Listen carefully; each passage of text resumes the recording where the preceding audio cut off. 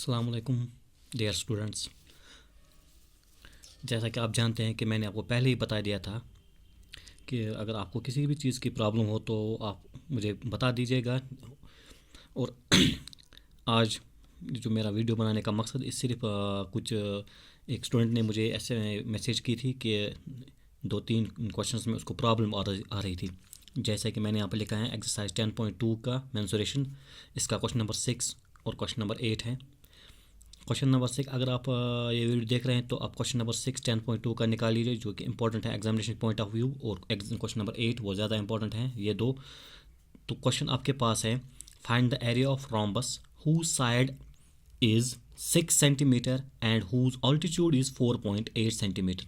ये है बुक पे, ये जो ऑल्टीट्यूड है बुक पे 4.8, लेकिन एक्चुअली ये है 4, तो आप 4.8 भी इसको यहाँ पर लिख सकते हैं, कोई बात नहीं, इसमें भी आंसर आएगा।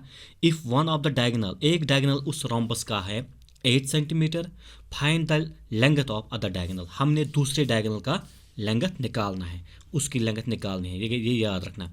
तो सबसे पहले हम क्या लिखेंगे बेटा, हमें पता है वी नो और सिंस रोम्बस, अगर हम देखेंगे rhombus is also a kind of parallelogram. अगर हम आपको पता होगा कि रोम्बस भी क्या है बेटा, एक किस्म की पैरेललोग्राम है, स्पेशल काइंड ऑफ पैरेललोग्राम। सो मैं यहाँ पर लिखूंगा देयरफॉर, जो फिर एरिया ऑफ रोम्बस होगा, इसको हम लिख सकते हैं फिर ये एरिया ऑफ पैरेललोग्राम के बराबर होगा, क्योंकि मैंने ऊपर लिखा since rhombus is also a kind of parallelogram, so area of rhombus is equal to area of parallelogram.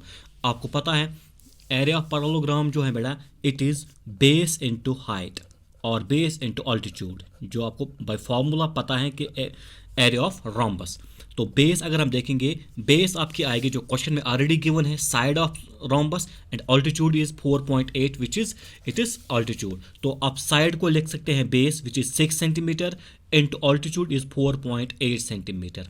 सो आप इसको जब मल्टीप्लाई करते हैं ये आता है बेटा आपका 28.8 सेंटीमीटर स्क्वायर, ये आपका बनता है एरिया ऑफ रोम्बस। लेकिन बट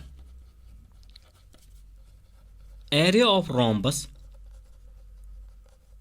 जो है बेटा, ये होता है by formula 1/2 of diagonal 1 into diagonal 2, product of diagonals 1/2 of D1 into D2। So we will write here. तो हमें क्या मालूम होगा यहाँ पर, एरिया ऑफ रोम्बस जो ऑलरेडी यहाँ पर आपने निकाला 28.8 सेंटीमीटर स्क्वायर, तो मैं यहाँ पर लिखूंगा 28.8 सेंटीमीटर स्क्वायर इस एरिया की जगह, is equal to 1/2 D1 into D2।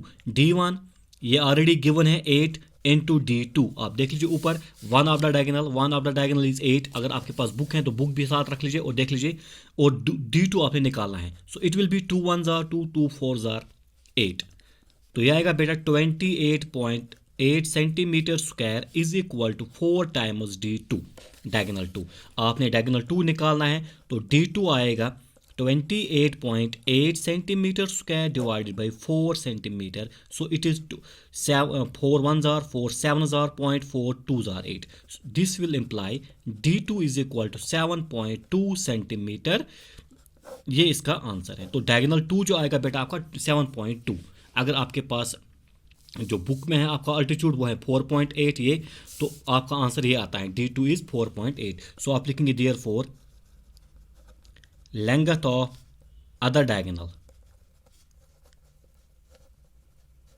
Is 7.2 centimetre. ये आपका आता है क्वेश्चन नंबर 6। आप देख लीजिए इसको, अगर आपको समझ नहीं आ रहा है तो बार बार आप इस वीडियो को चेक कर सकते हैं, फिर देख लीजिए। ये आपका क्वेश्चन नंबर 6 बनता है बेटा। इसी के साथ अब दूसरा है क्वेश्चन नंबर 8। क्वेश्चन नंबर 8 के लिए आप देख लीजिए, वो भी आपके बुक पर है। क्वेश्चन नंबर 8 ये है एक, ये आपने पता है वहाँ पर शेप आपकी गिवन है, एक ट्रिपेजियम शेप्ड फील्ड है which the Meraj wants to buy. Meraj जो है वो इसको खरीदना चाहता है, और अब ये जो ट्रिपेजियम शेप्ड फील्ड है, इसका एक साइड जो बेटा है वो है रोड साइड पर, वो एक साइड इसका रोड की तरफ जुड़ता है, और दूसरा साइड जो इसका है ट्रिपेजियम शेप्ड फील्ड वो रिवर, एक साइड से इसका दरिया है, तो दरिया के किनारे एक साइड इसका आता है। ठीक है बेटा, जैसे कि आपका क्वेश्चन कह रहा है Meraj wants to buy a trapezium shaped field, it is side along the river side is parallel to twice the side along the road. इसका जो साइड है, जो कौन से साइड में है, रिवर साइड में, वो पैरेलल है और दुगना है किससे, जो रोड साइड में इसका साइड है, जो रोड साइड में साइड है, इस एक तो ये दो आपस में पैरेलल हैं, दूसरी जो रिवर साइड में साइड है बेटा, ये इस साइड को पैरेलल है.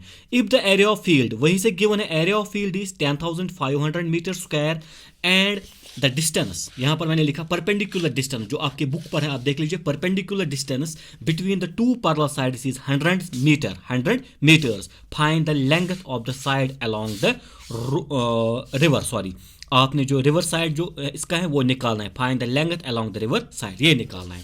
तो आप कैसे करेंगे बेटा इसको, इसके लिए आप सोल्यूशन में लिखेंगे.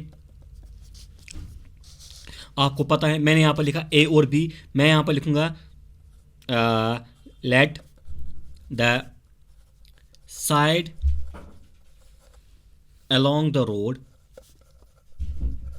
be, वो मैंने a से डिनोट किया, let it be x meters, a is equal to x meters, and side along river b, जो रिवर साइड है बेटा वो मैंने इसको डिनोट किया b से, तो मान लीजिए वो b क्या आएगा बेटा, इसका डबल 2x मीटर्स.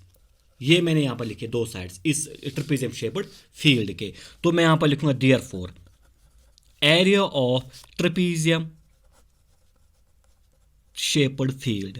ये ट्रेपेजियम शेप्ड फील्ड है, तो आपको पता है ये ट्रेपेजियम शेप्ड फील्ड मीन्स ये ट्रेपेजियम ही है. तो ट्रेपेजियम का एरिया किसके बराबर आता है बेटा, which is equal to 1/2 sum of parallel sides a plus B into distance between parallel sides, let it be h. जो यहाँ पर डिस्टेंस जो है इन दो के दरमियान, इसको हम डिनोट करेंगे फॉर एग्जांपल h. तो मान लीजिए ये h है, तो ये इसका बाय फॉर्मूला है. तो इसको हम यहाँ पर थोड़ा सॉल्व करेंगे. यह आएगा 1/2 a प्लस बी, a आपका है x प्लस b आपका है बेटा यहाँ पर 2x इनटू h, वो है 100 मीटर्स. ये इसका एरिया आता है. But area of trapezium shaped field जो गिवन एरिया है बेटा वो है 10,500 मीटर स्क्वायर. इसका मतलब है हम यहाँ पर डायरेक्टली कर सकते हैं, यहाँ पर मैं लिखूंगा एरिया ऑफ ट्रेपेजियम, इसकी जगह ट्रेपेजियम शेप्ड फील्ड, इसकी जगह मैं लिखूंगा 10,500 metre square is equal to 1/2 into X plus 2x, ये आएगा 3x into 100 into 100. 2 1s are 2 50s are 100. So it will be 10,500 meter square is equal to 50 into 3.